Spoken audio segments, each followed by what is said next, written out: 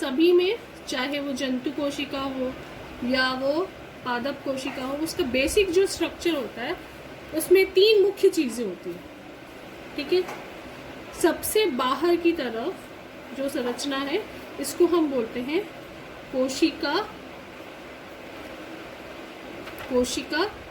झिल्ली, है ना, कोशिका झिल्ली। ठीक है, कोशिका झिल्ली ये इसका जो कोशिका का बाहरी जो संरचना है, बाहरी आउटलाइन बनाती है, एक कोशिका को दूसरी कोशिका से अलग करती है। ठीक है, बीच में होता है एक संरचना जिसको हम बोलते हैं केंद्रक। केंद्रक बिल्कुल वैसे ही काम करता है जैसे मानव शरीर के अंदर मस्तिष्क, इसके अंदर धागे जैसी संरचना होती है जिसे हम क्रोमेटिड्स कहते हैं, जिसके बारे में हम बाद में पढ़ेंगे।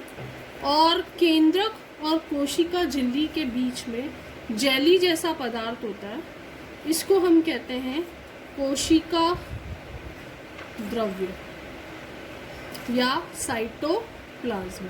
पहले भी बताया है मैंने तुम्हें कि चाहे तुम्हारा मीडियम हिंदी हो या इंग्लिश हो, जब आप टर्मिनोलॉजी पढ़ रहे हो तो आपको हिंदी में और इंग्लिश में दोनों में आनी चाहिए। तो केंद्रक का मतलब हुआ न्यूक्लियस, कोशिका झिल्ली सेल मेम्ब्रेन, और कोशिका द्रव्य हो गया हमारा साइटोप्लाज्म। ठीक है, साइटोप्लाज्म जो कि जेल जैसा पदार्थ है। इस साइटोप्लाज्म के अंदर बहुत सारी छोटी छोटी संरचनाएं होती हैं जिनको हम बोलते हैं कोशिकाओं, कोशिका के अंग, कोशिकाओं। ठीक है, जिसमें मुख्यतः मैं आपको बता देती हूँ, सबसे पहले हो गया माइटोकॉन्ड्रिया।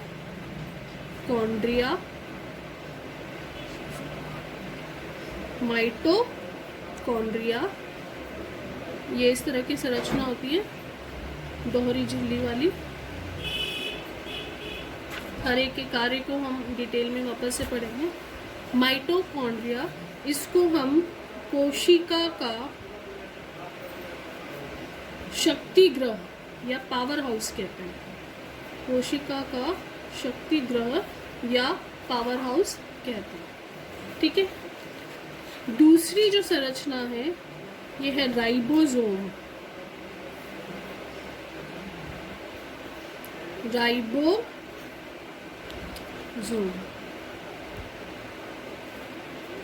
ठीक है, राइबोसोम के अंदर क्या काम होता है? प्रोटीन संश्लेषण, मतलब प्रोटीन बनने का काम। ये प्रोटीन की फैक्ट्री है, प्रोटीन की फैक्ट्री। ठीक है, तीसरा जो मुख्य कोशिका अंग है वो है अंतः प्रद्रवी जालिका। इंग्लिश में हम बोलते हैं एंडोप्लाज्मिक रेटिक्यूलम, अंतः प्रद्रवी जालिका।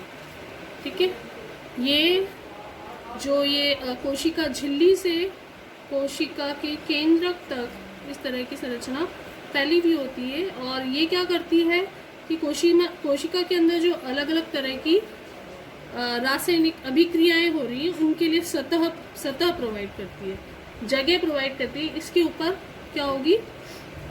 रासायनिक जो भी अभिक्रियाएं हैं वो होती हैं।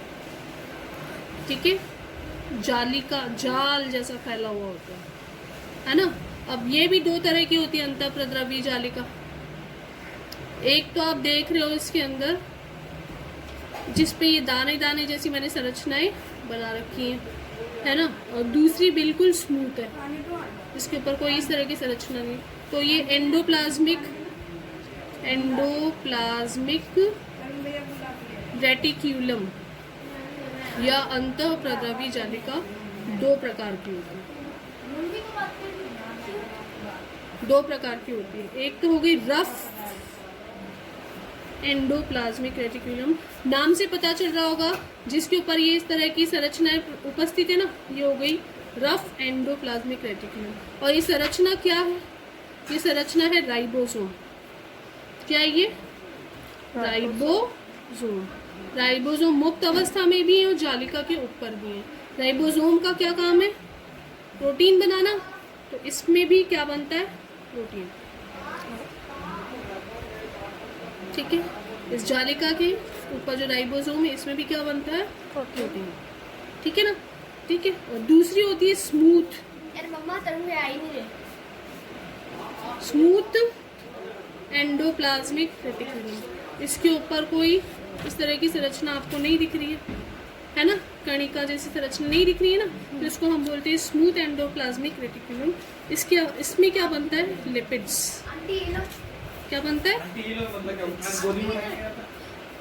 समझ में? ठीक है, ये हुआ। हमने क्या क्या पढ़ा? सबसे पहले जो कोशिकांग है इसके अंदर हो गया एक माइटोकॉन्ड्रिया। नाम नया है आपके लिए थोड़ा, लेकिन बार बार पढ़ोगे किसी भी चीज़ को आप कम से कम 3 बार पढ़ोगे तो आपको याद हो जाएगा।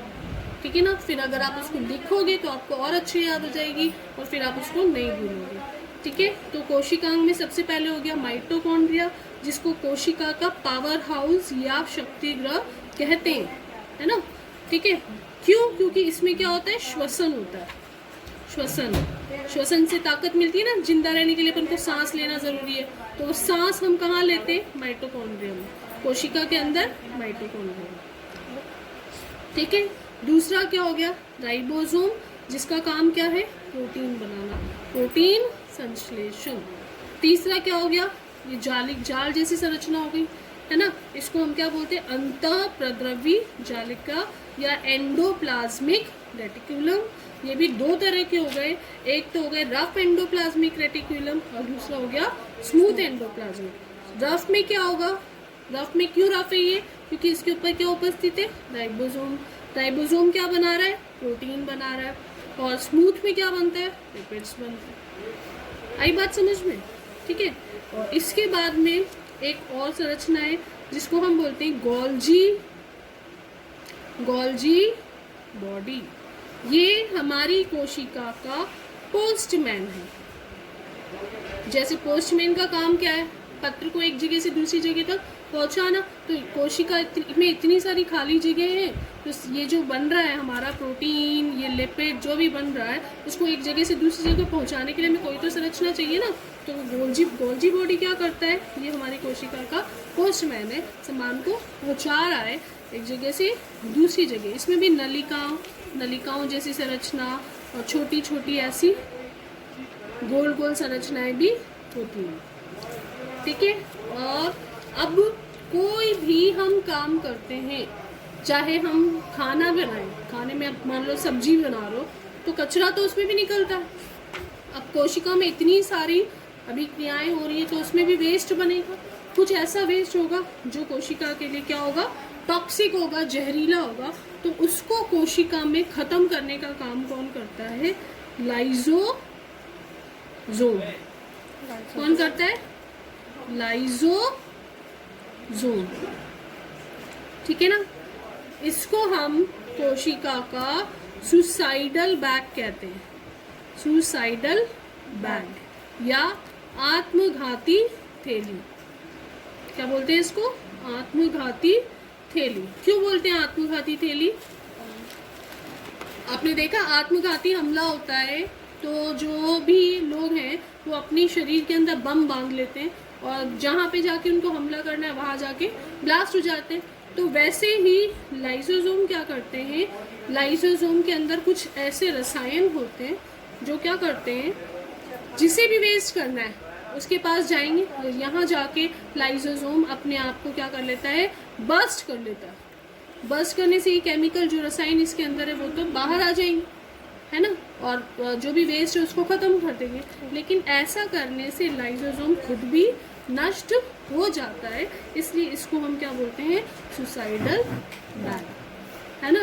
तो ये कुछ मुख्य संरचनाएं थी जिनके बारे में आपको आज मैंने बताया।